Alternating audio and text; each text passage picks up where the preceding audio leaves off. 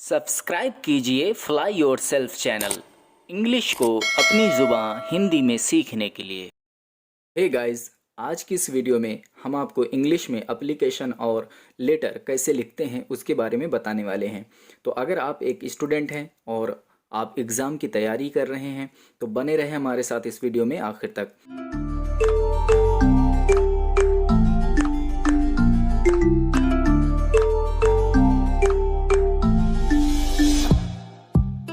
Exam series का ये दूसरा पार्ट है। इसके पहले पार्ट में हमने एग्ज़ाम में क्वेश्चन पेपर को कैसे सॉल्व करना चाहिए उस पर वीडियो बनाई है, तो आपको उसे भी ज़रूर देखना चाहिए। उस वीडियो की लिंक इस वीडियो के आखिर में आई बटन और डिस्क्रिप्शन में आपको मिल जाएगी। हे गाइस, आज की इस वीडियो में हम आपको इंग्लिश में एप्लीकेशन और लेटर कैसे लिखते हैं उसके बारे में बताने वाले हैं। तो अगर आप एक स्टूडेंट हैं और आप एग्ज़ाम की तैयारी कर रहे हैं तो बने रहें हमारे साथ इस वीडियो में आखिर तक। तो आइए अब आज की वीडियो शुरू करें। गाइस, एज ए टीचर मैंने काफ़ी सारे स्टूडेंट्स को देखा है कि वो एप्लीकेशन या लेटर्स को किसी बुक से याद करने की फिजूल कोशिश करते रहते हैं, यानी रट्टा मारते रहते हैं और एक दो टाइप की एप्लीकेशन और लेटर याद करके ईश्वर के भरोसे बैठ जाते हैं कि एग्ज़ाम में यही वाला एप्लीकेशन या लेटर पूछा जाए। लेकिन अगर बाय चांस एग्ज़ाम के क्वेश्चन पेपर में कोई और सब्जेक्ट पर एप्लीकेशन या लेटर पूछ लिया गया तो वो फिर खुद को कोसने लगते हैं कि ये वाली एप्लीकेशन या लेटर्स मैंने क्यों याद नहीं की। माय डियर रीडर्स, ये सही तरीका नहीं है। सही तरीका तो ये है कि आप कोई ऐसे तरकीब निकालें जिससे आपको कम मेहनत भी करनी पड़े और साथ ही ये भी मेक श्योर यानी पक्का हो जाए कि कोई भी एप्लीकेशन या लेटर लिखने के लिए आ जाए तो उसे आप लिख सकें। तो यही सब आप आज इस वीडियो में जानने वाले हो, तो आइए समझते हैं। गाइस, सबसे पहले हम एप्लीकेशन के बारे में समझाने वाले हैं, इसके बाद लेटर के बारे में सिखाएंगे। तो कोई भी एप्लीकेशन हो हमें उसका फॉर्मेट पता होना चाहिए कि कैसे लिखते हैं। मान लीजिए मुझे एक एप्लीकेशन अपने क्लास टीचर को लिखना है कि 2 दिन की छुट्टी चाहिए क्योंकि मुझे बुखार है, तो हम इसे कैसे लिखेंगे? तो सबसे पहले हम फॉर्मेट में सबसे पहले स्टार्ट करेंगे और लिखेंगे टू। इसके बाद में उसके नीचे लिखेंगे द क्लास टीचर। अगर मान लीजिए हम क्लास टीचर को नहीं प्रिंसिपल को लिख रहे हैं तो टू के नीचे हम द प्रिंसिपल लिखेंगे। इसके बाद स्कूल नेम, नीचे हम आपका जो भी स्कूल का नाम है उसे हम लिखेंगे। इसके बाद में हम एप्लीकेशन लिखना शुरू करेंगे और ये लाइन लिखेंगे। सबसे पहले डियर सर या मैम, इसके बाद में respectfully I beg to say that. इतना लिखने के बाद में मान लीजिए क्वेश्चन पेपर में आपको पूछा गया है कि आपको अपने क्लास टीचर से 2 दिन की छुट्टी लेनी है, कारण बताना है कि आपको बुखार आ रहा है, तो आप इस तरह से लिख दें इस लाइन के बाद में, I have been suffering from fever since last night so I am not able to come to school for 2 days। दूसरा, या फिर मान लो कि आपको 3 दिन की छुट्टी के लिए कहा गया है क्योंकि आपकी घर में आपकी बहन या भाई या किसी की भी शादी है जिसमें आप शामिल होंगे, तो इसे आप ऐसे लिख दें, my younger sister's marriage will be held this week so I can't come to school and join the class. ऐसे ही कोई भी रीज़न हो आप उसके बारे में लिख दें। जैसे एक और एग्जांपल देख लें, मान लो आपको 2 दिन की छुट्टी मांगनी है क्योंकि आपके पिता घर पर नहीं हैं और आपकी माँ बीमार है, तो आप respectfully I beg to say that के बाद में लिखेंगे, my mother is ill and my father is out of house so I can not come to school for 2 days because I have to take care of my mother. तो ऐसे ही कोई भी reasons दिया गया हो आप उस रीजंस को लिख दें। बाकी एप्लीकेशन में आपको जो भी बताया गया है उसे आप लिख दें।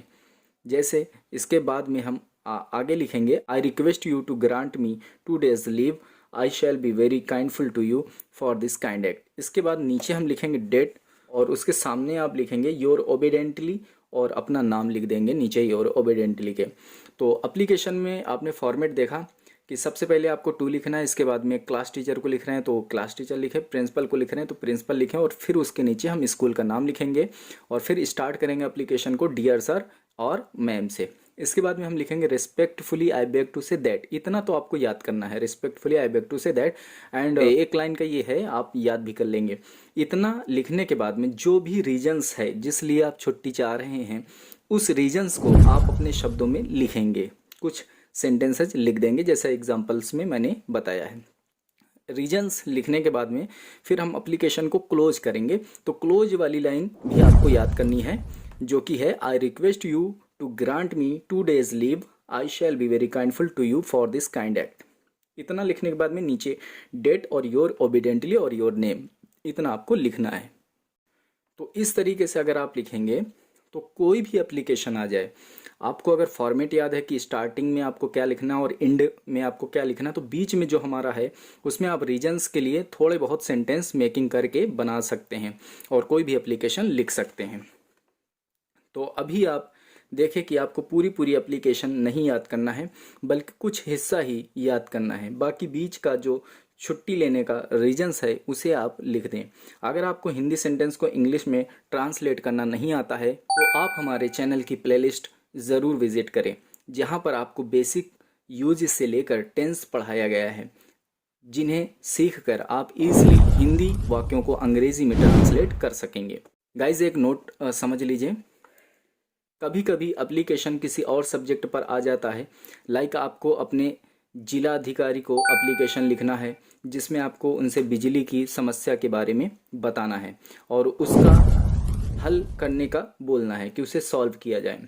तो आपको बिल्कुल भी घबराना नहीं है, जो फॉर्मेट अभी आपने सीखा है वही फॉर्मेट रहेगा, बस कुछ चीज़ों को चेंज करना है। जैसे जहाँ पर क्लास टीचर लिखा था वहाँ पर डिस्ट्रिक्ट मैनेजर लिखें, जहाँ पर स्कूल का नाम था वहाँ पर डिस्ट्रिक्ट का नाम लिख दें।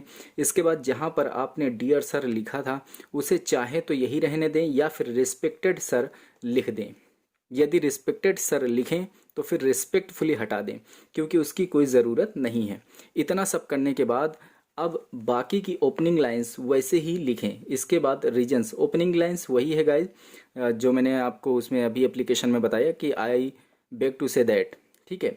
इसके बाद रीजन्स में आप बिजली की समस्या के बारे में लिखें। जैसे आप ऐसे लिख सकते हैं, my city name is ABC, जो भी आपका सिटी नेम है वो लिखें, and there is very big problem of electricity because in our city electricity supplies only for 2 or 3 hours, so we are not able to study at night and also not to irrigate the fields. Kindly request you to solve this issue and make sure that electricity should be supplied at least for 10 to 15 hours to fulfill our needs. इसके बाद आखिरी का format लिखकर आप जहाँ per your obediently लिख रहे थे वहाँ पर योर सिटीजन लिख दें, बस हो गया। ऐसे ही किसी भी टाइप का एप्लीकेशन हो आप उसे लिख सकते हैं। तो गाइज़ बहुत ही इजी है एप्लीकेशन लिखना। कोई भी एप्लीकेशन है उसका सिर्फ रीजन्स चेंज होता है, बाकी और कुछ नहीं। अब हम लेटर्स के बारे में समझते हैं। गाइज़ जैसे अभी हमने ईजिली एप्लीकेशन के बारे में सीखा है, ठीक वैसे ही लेटर्स को भी सीख जाएंगे। इसके लिए इसका भी हम फॉर्मेट सीख लेते हैं। मान लीजिए हमें लेटर्स लिखने को आया है फादर को, जिनसे हमें मनी ऑर्डर के थ्रू 1000 रुपये मंगाना है। कुछ किताब खरीदने के लिए हमें 1000 रुपये की ज़रूरत है और हमें अपने पिताजी से वो पैसे मंगाने हैं, यही हमें लेटर में लिखना है। इसका फॉर्मेट कुछ ऐसा है गाइज कि सबसे पहले जहाँ पर हम एप्लीकेशन में टू और टीचर्स और स्कूल नेम लिखते थे, तो इसमें हम एड्रेस लिखेंगे और फिर यहीं पर डेट भी लिख देंगे। इसके बाद हम लिखेंगे dear father, I am quite well here and hope all the members of our family will be quite well. My studies are also going well. Also, all my teachers are satisfied with my performance. I hope to get good marks in examination. The main reason of writing my letter is that I need 1000 rupees for purchasing some books for preparation of exam. So kindly request you to send this money by money order. इसके बाद last में जहाँ पर आप लिखते थे your obediently, अब आप वही लिख सकते हैं या इसके स्थान पर योर्स लविंग लिख सकते हैं और नीचे आपका नाम लिख सकते हैं। इसमें भी आपको जितना फॉर्मेट है उसे याद रखना है और सिर्फ रीजन चेंज करना है। मान लो अभी किताब खरीदने के लिए पैसे चाहिए थे आपको, लेकिन अगर आपको अपनी फ़ीस भरने के लिए पैसे चाहिए तो बाकी सब वैसे ही आप लिखेंगे, बस रीजन्स में अब आप लिखेंगे कि आपको अपनी फ़ीस जमा करने के लिए पैसे चाहिए। तो आई होप कि आपको इस वीडियो को देखने के बाद एप्लीकेशन और लेटर्स लिखना आ गया होगा। But if you have still any kind of doubts, please write to us under the comment section and you will be answered as soon as possible. Guys, exam series के part 3 में हम आपको ऐसे लिखना सिखाएंगे, ऐसे यानी जिन्हें हिंदी में निबंध कहा जाता है, जो कि बहुत जल्द इस चैनल में अपलोड की जाएगी, तो उसे भी ज़रूर देखें।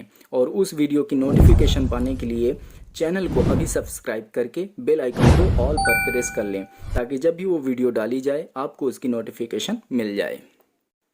Thank you so much guys to watch this video. See you soon with another knowledgeable video like this.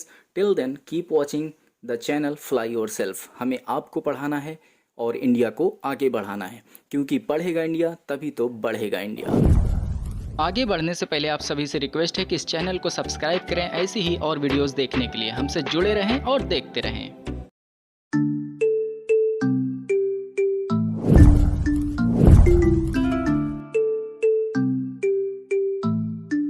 Guys, अगर आपको सेंटेंस बनाने में दिक्कत हो रही है और आपको दिए गए रूल्स में सब्जेक्ट, वर्ब और ऑब्जेक्ट नहीं समझ आता है, तो आपसे रिक्वेस्ट है कि आप पहले इंग्लिश ग्रामर की बेसिक सीखिए। और इसके लिए हमने ऑलरेडी प्लेलिस्ट बना रखी है, तो आप पहले हमारे चैनल में जाकर प्लेलिस्ट चेकआउट कीजिए।